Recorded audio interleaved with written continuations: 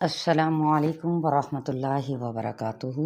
پارہ نمبر 13 سورہ یوسف اور آیت نمبر ہے 72 سے۔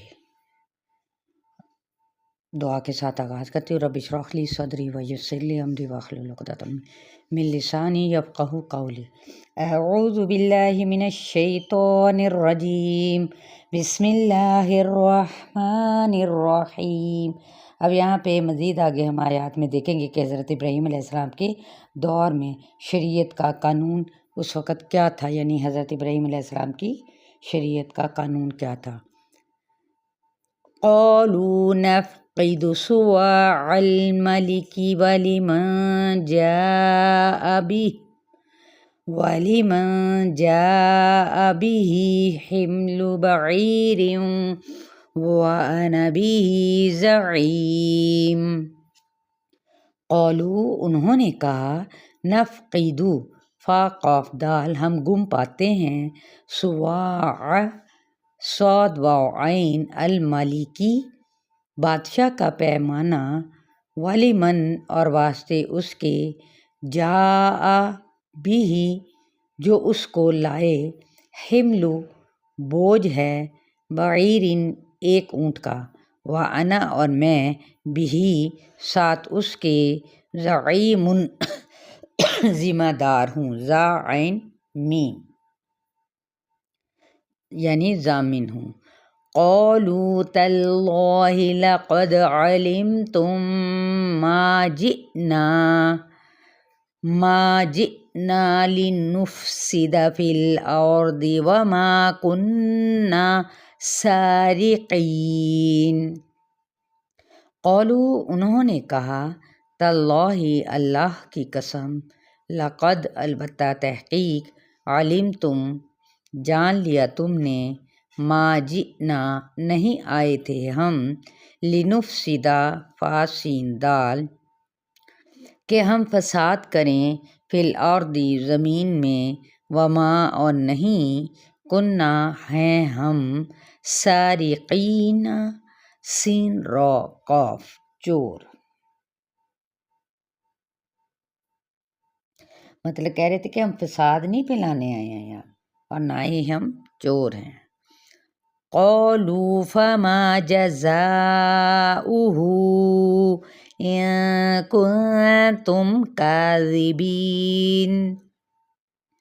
قالوا انہوں نے کہا، فما تو کیا ہے اس کا، جزاؤہ بدلہ اس کا یا سزا ہے اس کی، ان کنتم اگر ہو تم، کاذبین جھوٹے۔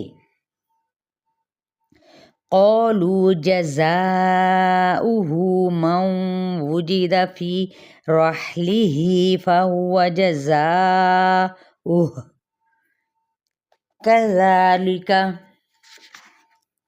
کذالک نجزی الظالمین۔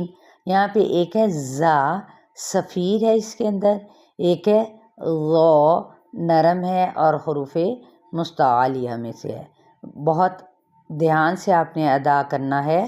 نجزی الظالمین لفظی ترجمہ۔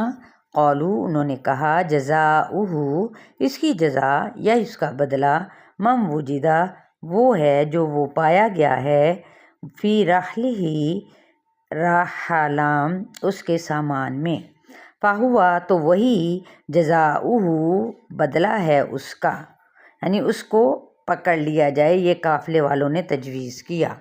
کذالک اسی طرح، نجزی ہم بدلہ دیتے ہیں، الظالمین ظالموں کو۔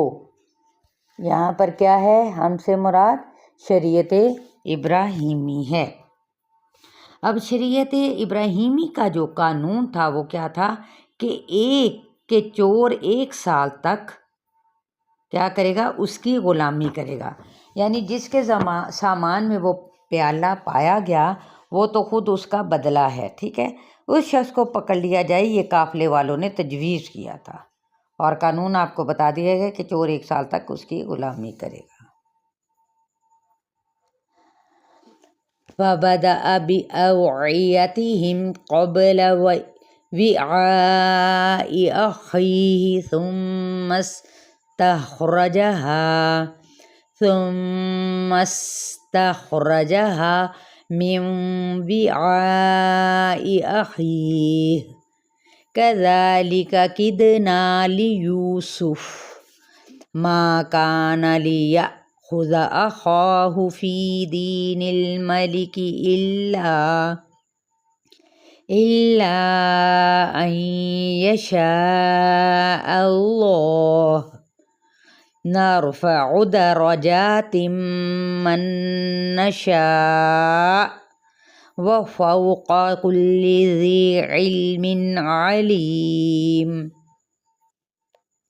فبدأ با دال حمزہ تو وہ شروع ہو گیا بِأَوْعِيَتِهِمْ واو عین یا ان کے تھیلوں کے ساتھ قبلہ پہلے وعائی واو عین یا تھیلے کے اخیہ اپنے بھائی کے ثم پھر استخرجہا خراجیم نکال لیا اس کو من وعائی تھیلے سے اخیہ اپنے بھائی کے کذالک اسی طرح کدنا کاف یا دال تدبیر کی ہم نے لیوسف یوسف علیہ السلام کے لیے ما کانا نہ تھا مناسب لیأخذ کہ لے لے اخاہ اپنے بھائی کو فی دینی دین میں یعنی قانون میں